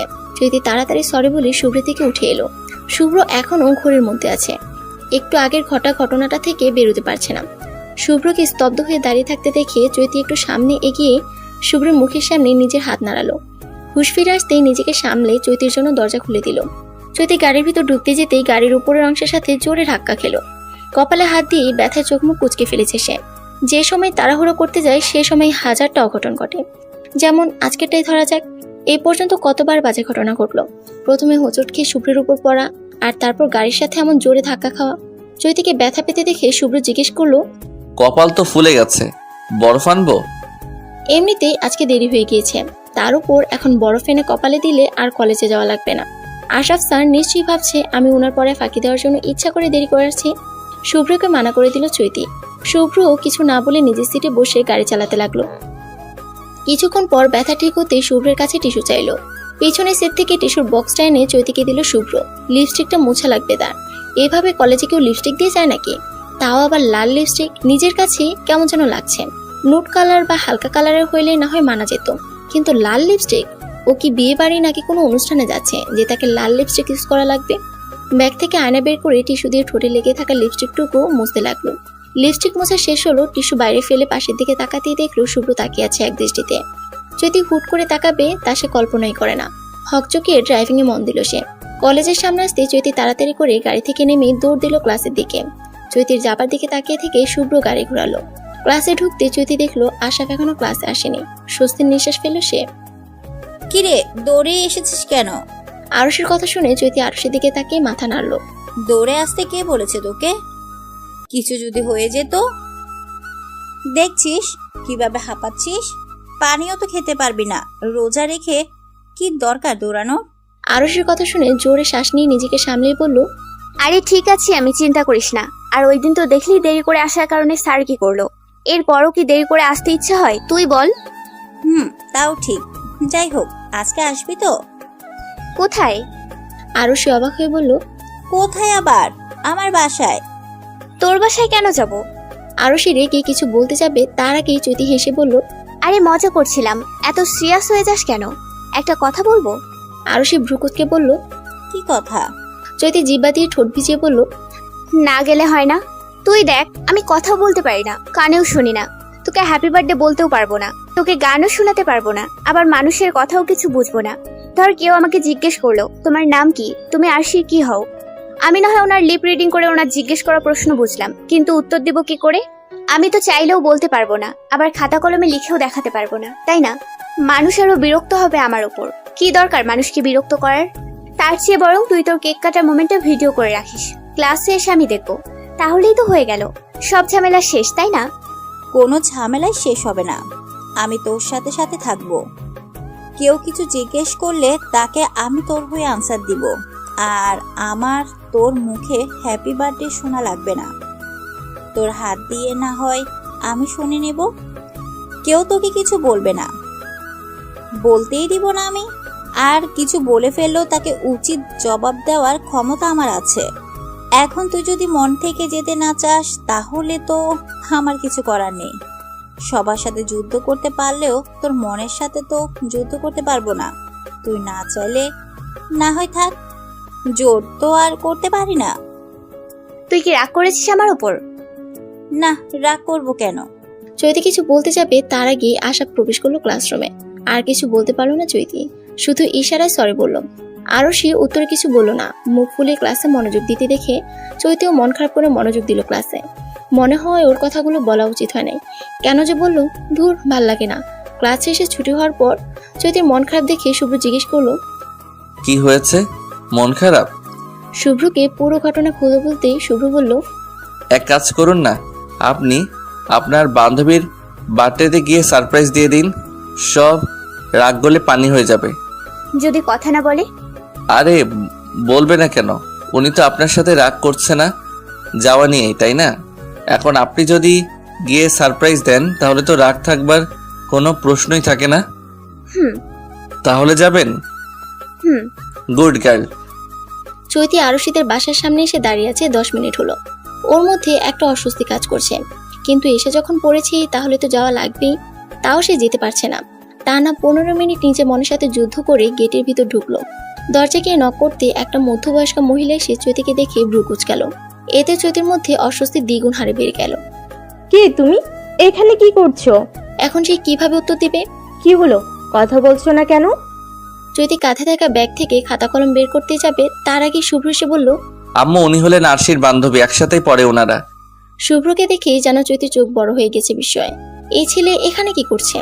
মধ্যবয়স্ক মহিলা বিরক্ত হয়ে বললেন, তো এই কথা কি এই মেয়ে বলতে পারে না? তোর কেন বলা লাগলো? আর তুই কি করে চিনিস এই মেয়েকে? আমি যেখানে থাকি সেখানে নিচতলায় থাকেন উনি, আর আমি আরশির সাথে অনেকবার দেখেছি ওনাকে। ভিতরে আসো, আমি আরশিকে ডেকে দিচ্ছি। চৈতি মাথা নাড়িয়ে ঘরের ভিতর ঢুকে রুমে থাকা সোফায় বসে পড়ল। শুভ্রকে ইশারায় বলল, পানি হবে? আমি ইফতারের পর থেকে পানি খাইনি। একটু অপেক্ষা করুন, আমি আনছি। শুভ্র কিছুক্ষণ পর এক গ্লাস পানি এনে চৈতির সামনে রেখে সামনের সোফাটায় বসে পড়ল। চৈতি এক ঢোকে পুরো পানি খেয়ে খালি গ্লাসটা সামনে থাকা টেবিলে রাখতেই শুভ্র বলল, আপনি অবাক হননি? জিজ্ঞেস করবেন না আমি এখানে কি করছি? অবাক তো হয়েছি বটে। আরশিকে সারপ্রাইজ দিতে গিয়ে নিজেই সারপ্রাইজ হয়ে গিয়েছে। বাই দ্য ওয়ে, আরশি আপনার কি হয়? ছোট বোন।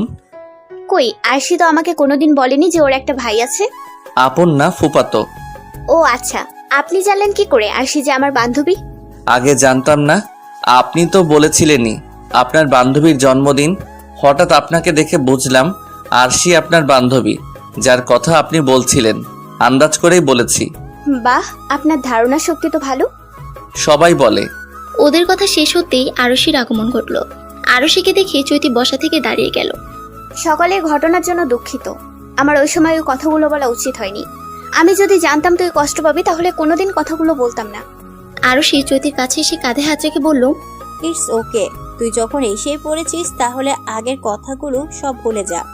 আমারও বোঝা উচিত ছিল, তোর জন্য এখানে আসাটা কঠিন। অবুজের মতো আবদার করেছিলাম, সে অবুজের আবদার পূরণ করার ধন্যবাদ। বাই দ্য ওয়ে, শুভ্র ভাই আর তুই কথা বলছিলি, চিনিস তোরা একে অপরকে? একই অ্যাপার্টমেন্টে থাকি আমরা। আরশি ভ্রুকুচকে শুভ্রের দিকে তাকিয়ে বলল, শুভ্র ভাই, আপনি তো সায়েন্স ল্যাঙ্গুয়েজে কথা বলতে পারতেন না, কবে থেকে শিখলেন? শুভ্র মাথা চুলকাতে চুলকাতে বলল, মানে কয়দিনই হলো, সহজই তো। আমার আগে থেকে ইন্টারেস্ট ছিল শেখার। কই, আগে তো জানতাম না যে আপনি ইন্টারেস্ট ছিলেন এই ভাষা শেখার। জানলে তো আমি শিখিয়ে দিতাম। শুভ্র চোখ পাকিয়ে আরশির দিকে তাকিয়ে বলল, কেন, মানুষের কি ইন্টারেস্ট পরে জন্মাতে পারে না? পারে, বাট হুট করে। শুভ্রের চাহনি দেখে আরশি শুকনো ঢুক গিলে বলল, আমাকে আম্মু মনে হয় ডাকছে, আমি গেলাম। তোরা কথা বল।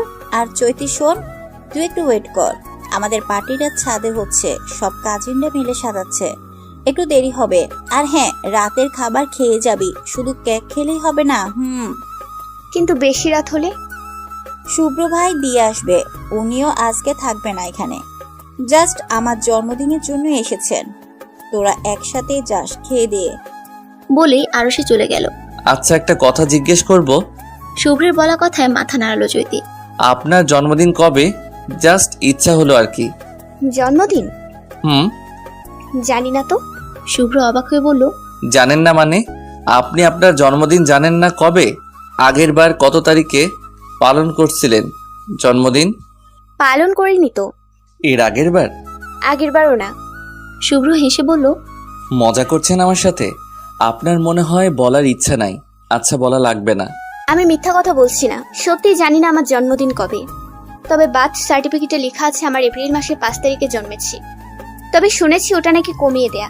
আমার আসল বার্থডে আমি জানি না। শুভ্র অবাক হয়ে বলল, আপনি কোনোদিন আপনার জন্মদিন পালন করেননি? না। কেন? না মানে সবাই তো জন্মদিন পালন করে। আপনার পরিবার কি ধার্মিক? যেহেতু জন্মদিন পালনে নিষেধ আছে, এজন্য কি তারা জন্মদিন পালন করেন না? না, আমার জন্মটাকে আমার মা শুভ মনে করেন না। একে তো আমি জন্মালাম বোবা কালা হয়ে, আবার আমার জন্মের সময় বাবা অফিস থেকে বাসায় আসার পথে রোড অ্যাক্সিডেন্টে মারা যান। সব মিলিয়ে আমার জন্মটাকে আমার মা অশুভই ভাবেন, তাই জন্মদিন পালন করেননি। জানেন, ছোটবেলায় যখন দেখতাম সবার মা বাবা ওদের সন্তানদের জন্মদিন পালন করছে, তখন আমিও অপেক্ষা করতাম কবে আমিও সবার মতো জন্মদিন পালন করব। কিন্তু ওই অপেক্ষাটা অপেক্ষায় রয়ে গেল, বাস্তব হলো না। আমি একদিন আম্মুর কাছে জিজ্ঞেস করেছিলাম, সবার জন্মদিন পালন হয়, আমার কেন হয় না? আম্মু আমার গালে 2টা চড় দিয়ে বলেছিলেন, সবাই তোর মতন না, সবাই জন্মগ্রহণ করেছে ভাগ্য নিয়ে, আর তুই কোনো কিছুই নিয়ে জন্মগ্রহণ করিসনি। তোর মুখে আর দ্বিতীয়বার যেন জন্মদিনের কথা না শুনি। সেদিন থেকে আর কোনোদিন সাহস করিনি জন্মদিন নিয়ে কথা বলার। এখন বড় হয়ে বুঝতে পারছি আম্মু কেন কোনোদিন জন্মদিন পালন করেননি। আসলে আমি জন্মদিন পালনের যোগ্যই না। বলে চুপ করে রইল। শুভ্র এক দৃষ্টিতে চৈতির দিকে তাকিয়ে আছে। মেয়েটা যে এত কষ্ট নিয়ে বেঁচে আছে, ওর মধ্যে যে এত কষ্ট অপমান রয়েছে, তা সে কাউকে বুঝতেই দেয়নি। কই, এতদিন ধরে মিশছে ও চৈতির সাথে, একবারও তো আন্দাজ করতে পারেনি। সরি, অনেক বেশি কথা বলে ফেলেছি মনে হয়। বিরক্ত হলে দুঃখিত। It's okay. এর মধ্যে আরো শেষে শুভ্র আর চৈতিকে ছাদে যেতে বলল। সব কাজ শেষ, শুভ্র চৈতিকে নিয়ে ছাদে চলে গেল। চৈতি আশেপাশে তাকাতেই মন খারাপ ভালো হয়ে গেল। চারদিকে লাইট ঝলমল করছে, রাতের অন্ধকার মাঝে পুরো ছাদটা যেন আলোতে আলোকিত হয়ে আছে। তার পাশাপাশি বেলুন তো আছেই, ছাদে মাঝখানে টেবিল রাখা, আর তার উপর ইয়া বড় একটা কেক রাখা। যথারীতি আরশি কেক কেটে প্রথমে চৈতিকে কেক খাওয়ালো। আরশির বাবা মা এসব অনুষ্ঠান পছন্দ করে না, তাই তারা আসেননি। তবে তাদের জন্য কেক আলাদা করে রাখা হয়েছে। কেক কাটা শেষে চৈতি বেসিনে গেল হাত মুখ ধুতে। সারা মুখে কেকের ক্রিম লাগানো, আরশি লাগিয়েছে। হাত মুখ ধুতে ধুতেই একটা কম বয়সী ছেলে আসলো। দেখে মনে হয় 7 বা 8-এ পড়ে। তুমি নাকি কানে শুনতে পাও না? আচ্ছা, একটা পরীক্ষা নিয়ে দেখা যাক। যেহেতু তুমি কানে শুনতে পাও না, সেহেতু তোমার কানের কাছে চিৎকার করলেও তোমার কোনো অসুবিধা হবে না, তাই না? কারণ তুমি তো শুনতেই পাও না। চৈতি কিছু বুঝে উঠবার আগে ছেলেটা তার বন্ধুদের নিয়ে চৈতির কানের কাছে জোরে জোরে চিৎকার করা শুরু করলো। কি হচ্ছে এখানে? শুভ্রের ধমকানি শুনে ছেলেটার সব বন্ধু ভয় পেয়ে দৌড়ে চলে গেল। কি হলো, কথা বলছিস না কেন? ছেলেটা আমতামতা করতে করতে বলল, মজা করছিলাম। মজা? এটা তোদের কাছে মজা মনে হচ্ছে?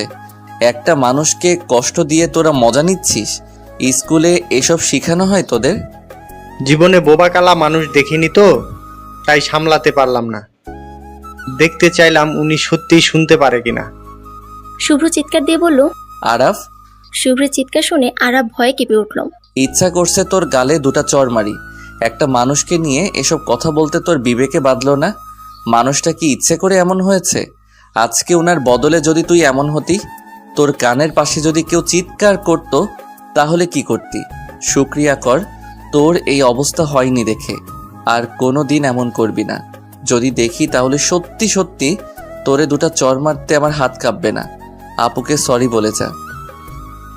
কিন্তু ও তো শুনতে পাবে না, বলে কি হবে? সেটা তোর জানার বিষয় না। তোকে সরি বলতে বলেছি, বলবি। সরি আপু। চৈতি কিছু না বলে মলিন হাসলো শুধু। চৈতিকে হাসতে দেখে আরাফ অবাক হয়ে গেল। তাহলে কি মেয়েটা শুনতে পেয়েছে? ওহ, সরি বলাটা। ছোট তো, মাথায় কিছু বুঝলো না সে। মাথা নিচু করে চলে গেল। শুভ্র একটা জোরে শ্বাস নিয়ে নিজেকে সামলালো। অতঃপর চৈতির দিকে চেয়ে ইশারায় বলল, ঠিক আছেন আপনি? চৈতি মাথা নাড়ল। কিছু মনে করবেন না, ছোট মানুষ, বুঝতে পারিনি, তাই এমন একটা কাজ করে ফেলেছে। আমি কিছু মনে করিনি। ধন্যবাদ, শুনে ভালো লাগলো। কিন্তু শুভ্র চৈতির চোখের কোণায় পানি দেখে বুঝলো মেয়েটা কি পরিমাণ কষ্ট পেয়েছে।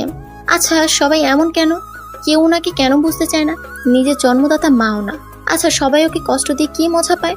এমন একটা মেয়েকে কষ্ট কি করে দিতে পারে? ও তো কোনোদিন দিতে পারবে না। বুক কাঁপবে ওর। এইসব ভেবে একটা শ্বাস ফেলে শুভ্র বলল, চলুন, ওখানে গান হচ্ছে। গিয়ে কি হবে? আমি তো গান শুনতে পারবো না। চৈতির কথায় বুকের মাঝে ধপ করে উঠল। মেয়েটা এত কঠিন কথা কি করে বলতে পারে? গান শোনা লাগবে না, গিয়ে জাস্ট বসে থাকবেন, তাহলেই হবে। চলুন। চৈতি কিছু না বলে শুভ্রের পিছু পিছু হাঁটতে লাগলো। গিয়ে দেখলো সবাই মাদুর পেতে বসেছে। সামনে গিটার রাখা, একটা ছেলে গান গাচ্ছে। চৈতিকে দেখে আরশি হাত নাড়িয়ে বলল ওর পাশে বসতে। চৈতি কি আরশির পাশে বসলো। শুভ্র ভাই, আপনিও তো গান গাইতে পারেন, গান না একটা। না না, অনেকদিন গান গাই না, ভুলে গেছি সব। আরে গান না, চৈতির জন্য হলেও গান। ও তো কোনোদিন আপনাকে গাইতে দেখেনি। চৈতির কথা শুনে শুভ্র বসা থেকে উঠে দাঁড়ালো। চৈতির দিকে মিষ্টি করে হেসে সামনে গিয়ে গিটার নিয়ে দাঁড়ালো। শুভ্রের হাসির কারণ খুঁজে পেল না চৈতি। অতঃপর চৈতিকে উদ্দেশ্য করে ইশারায় বলল, আমার গাওয়া গানটা আপনার জন্য মিস চৈতি, গানটাকে অনুভব করুন। কি যেন ভেবে শুভ্র একটা ছেলের কাছে গিটারটা দিয়ে কানে কানে গানের নাম বলে ওকে বাজাতে বলল।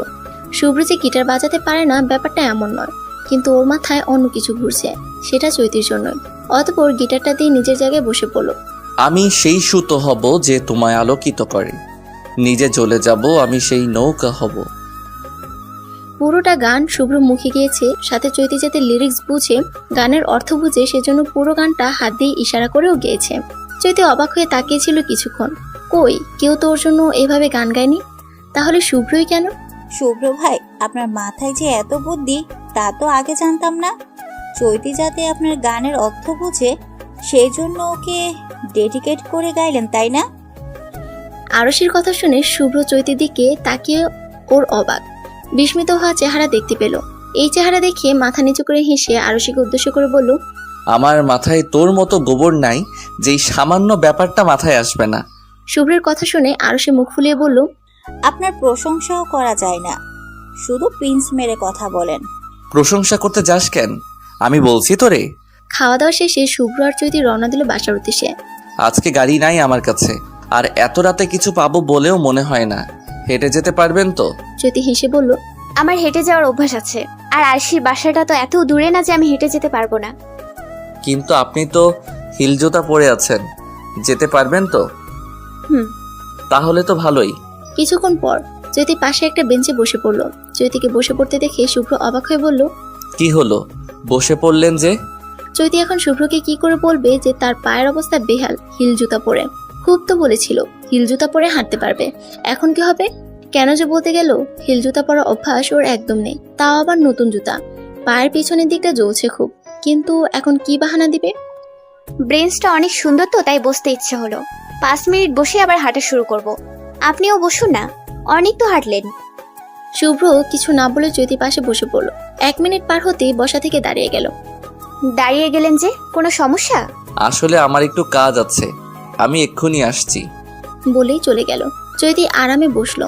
ভালোই হয়েছে, ওনার কাজ শেষ হতেই নিশ্চয়ই সময় লাগবে, ততক্ষণে আমার পায়ের ব্যথা একটু কমে যাবে ভেবেই ব্যাগ থেকে মোবাইল বের করে ফেসবুক স্ক্রলিং করতে লাগলো। কিছুক্ষণের মধ্যে শুভ্র ফিরে আসলো। শুভ্র যে এসেছে তা চৈতি এখনো দেখেনি, ও মোবাইলে মুখ ডুবিয়ে বসে আছে। চৈতিকে মোবাইল চালাতে দেখে শুভ্র কিছু না বলে চৈতির পায়ের কাছে নর্মাল স্যান্ডেল জোড়া রেখে দিল। চৈতি এতক্ষণে হুঁশ আসলো, ততক্ষণে শুভ্রর পাশে বসে পড়েছে। শুভ্রের দিকে তাকাতে শুভ্র পকেট থেকে দুটো ওয়ান টাইম ব্যান্ডেজ বের করে চৈতির হাতে রেখে বলল, পায়ের যেখানে জ্বলছে সেখানে ব্যান্ডেজ লাগিয়ে জুতাগুলো পরে ফেলুন। আর পায়ে বর্তমানে যে জুতা জোড়া আছে তা এই ব্যাগের মধ্যে রেখে দিন। চৈতি অবাক হয়ে বলল, আপনি জানলেন কি করে আমার যে পায়ে ব্যথা? আর এখন জুতা কিনতে গেলেনই বা কেন? আমি একটু পরে এমনিই হাঁটতে পারতাম। হ্যাঁ, এমনি হাঁটেন আর পরে পায়ে ইনফেকশন বানান, তখন মেবি বেশি ভালো হতো। ঘরে বসে থাকতেন, কলেজে যাওয়া লাগতো না। আমি সেটা বলিনি। হয়েছে, হিল জুতা খুলে স্যান্ডেলগুলো পরেন, আরাম লাগবে। চৈতি মাথা নেড়ে পায়ে ব্যান্ডেজ দিয়ে স্যান্ডেলগুলো পরলো। সত্যি আরাম লাগছে এখন। এতক্ষণ কি যে লাগছিল, যদিও ব্যথাটা পুরোপুরি যায়নি, হালকা রয়ে গেছে। হাঁটতে পারবেন? হুম, শিওর? আবার জুতার মতো যেন না হয়। সত্যিই হাঁটতে পারতাম। তাহলে চলুন, এমনিতেই রাত হয়ে গেছে অনেক। আল্লাহই জানে দারোয়ান গেট বন্ধ করে দিছে নাকি, তাহলে সারা রাত বাহিরে থাকা লাগবে। আমি তো ভুলেই গেছিলাম গেটের কথা। চলুন চলুন। হাঁটতে হাঁটতে চৈতি শুভ্রকে জিজ্ঞেস করলো, আমার মার সাথে আপনার দেখা হয়েছে? হ্যাঁ, অনেক ভালো মানুষ, মিশুকও বটে। আমাকে নিজের ছেলের মতো ভেবে নিয়েছিলেন, ইফতারিও এনেছিলেন। উনি কি আপনাকে আমার সম্পর্কে কিছু বলেছেন বা ইঙ্গিত দিয়েছেন? মানে উনি কি বলেছেন আমার মেয়েটাকে তোমার কেমন লাগে? অনেক লক্ষ্মী মেয়েও, ওর মতো মেয়ে পুরো দুনিয়াতে পাওয়া দুষ্কর, একটু কথা বলো আমার মেয়ের সাথে, এরকম কিছু? হ্যাঁ বলেছিলেন তো, আপনি জানলেন কি করে? চৈতি কিছু না বলে একটা দীর্ঘশ্বাস ফেলে বলল, আমার মার কথাই কিছু মনে করবেন না, উনি এরকমই। আমার বিয়ে হচ্ছে না দেখে একটু চিন্তায় আছেন, তাই আবোল তাবোল কি কাজ করেন তিনি নিজেও জানেন না। আরে না না, আমি কিছু মনে করিনি, বরং আমার তো ওনাকে অনেক পছন্দ হয়েছে। কি সুন্দর বাবা ডাকেন আমায়, আর ওনার হাতের বানানো ইফতারিগুলা অনেক মজার ছিল, পুরোটা খেয়েছি আমি। চৈতি একটু কেসে বলল, ওটা আমার হাতে বানানো ইফতার ছিল, আম্মু বানায়নি। ওই একই হলো, সবসময় বাইরের ইফতারি খেয়ে খাবারের উপর থেকে মনই উঠে গিয়েছিল। অনেক দিন পর বাসায় বানানো ইফতার খেয়েছি। কেন, আপনার বাবা মা কোথায়? আম্মু আরশিদের সাথে থাকে। কেন, আপনি থাকেন না কেন ওদের সাথে? ওই যে বাসায় এসে পড়েছে, থ্যাঙ্কস গড, গেটে তালা দেয়নি এখনো। চৈতির মনে হলো শুভ্র যেন কথাটা এড়িয়ে যেতে চাইছে, তাই আর মাথা ঘামালো না। কাউকে তো সে জোর করতে পারে না, অধিকারও তো নেই তার, তাই মাথা না ঘামিয়ে নিজের বাসায় চলে গেল। শুভ্র চৈতি যাওয়ার দিকে কিছুক্ষণ তাকাতেই লিফটের দরজা বন্ধ হয়ে গেল। সরি চৈতি, আপনাকে আমি সব কিছু শেয়ার করতে পারলেও এই কথাটা শেয়ার করতে পারবো না। ভেবেই একটা দীর্ঘশ্বাস ফেলে লিফট থেকে নেমে নিজের বাসায় চলে গেল। চৈতি বাসায় যেতেই ওর মা কাছে ডেকে এনে বললেন, যদি কালকে তোর একটা রেস্টুরেন্টে একজন ছেলের সাথে দেখা করা লাগবে। কেন? ছেলে নাকি তোকে দেখে অনেক পছন্দ হয়েছে, আমাকে ফোন করে জানালো, তাই তোর